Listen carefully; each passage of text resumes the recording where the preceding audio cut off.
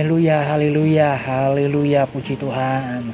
Saudaraku yang terkasih dalam kasih Tuhan Yesus Kristus, kiranya kita semua dalam lindungan kasih karunia Tuhan.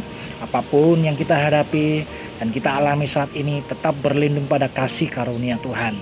Sebab ketika kita berlindung dalam kasih karunia Tuhan, ada kekuatan yang Tuhan berikan, ada kuasa yang Tuhan alirkan dalam hidup kita, sehingga kita mampu menanggung, bahkan melewati setiap cobaan-cobaan, setiap ujian-ujian yang datang dalam hidup kita. Saudaraku yang terkasih, akhir-akhir ini banyak sekali orang-orang yang tidak mencari Tuhan lagi. Mereka tidak mempercayai Tuhan. Mungkin sekedar percaya bahwa Yesus adalah Tuhan, namun mereka tidak mencari Tuhan. Ada kalanya mereka diterpa hujan dan badai dalam hidup. Ada kalanya mereka ditempa satu kesukaran hidup. Ada kalanya mereka ditimpa sakit penyakit, pergumulan tentang keuangan rumah tangga. Namun apa yang mereka lakukan? Mereka justru tidak datang kepada Tuhan. Mereka tidak dengan tekun berdoa kepada Tuhan. Yang mereka lakukan adalah mereka mempercayai dongeng-dongeng leluhur. Mereka mempercayai adat-adat tradisi-tradisi nenek moyang. Yang harus dilakukan ketika hal ini terjadi, ini yang harus dilakukan dan lain sebagainya.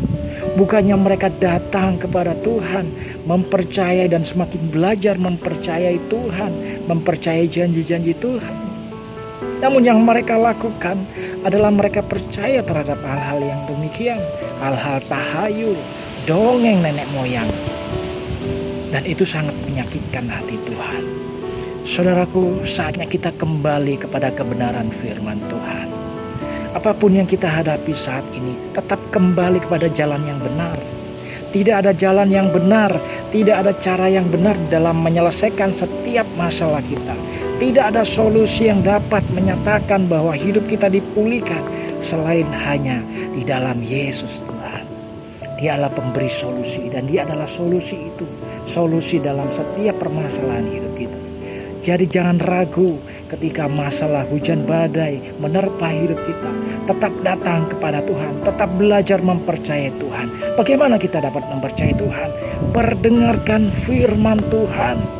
Minta Roh Kudus yang Tuhan sudah taruh dalam hati kita untuk kita suka akan mendengarkan firman Tuhan.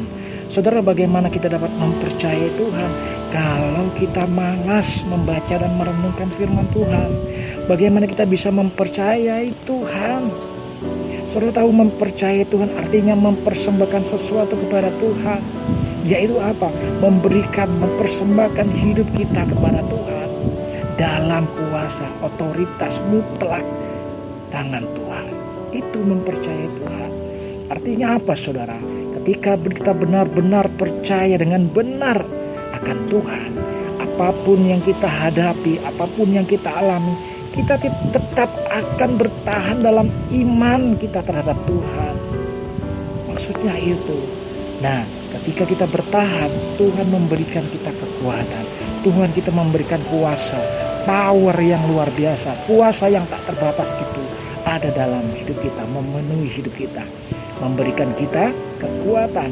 Bahkan bukan cuma itu, Dia akan memberikan jalan keluar bagi kita dengan caranya yang luar biasa, yang bahkan tak pernah dilihat mata, tidak pernah didengar oleh telinga, bahkan yang tidak pernah timbul dalam hati kita. Tuhan kerjakan yang terbaik untuk hidup kita.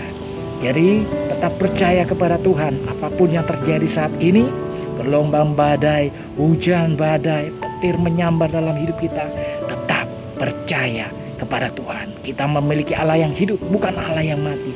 Dia sudah bangkit mengalahkan semuanya. 2000 tahun yang lalu Dia sudah menguasai maut, Dia mengalahkan maut. Dan Dia mengalahkan segala kutukan-kutukan yang ada dalam manusia. Semangat, tetap semangat di dalam Tuhan. Kiranya Allah Roh Kudus menuntun kita senantiasa dalam kebenarannya. Tuhan Yesus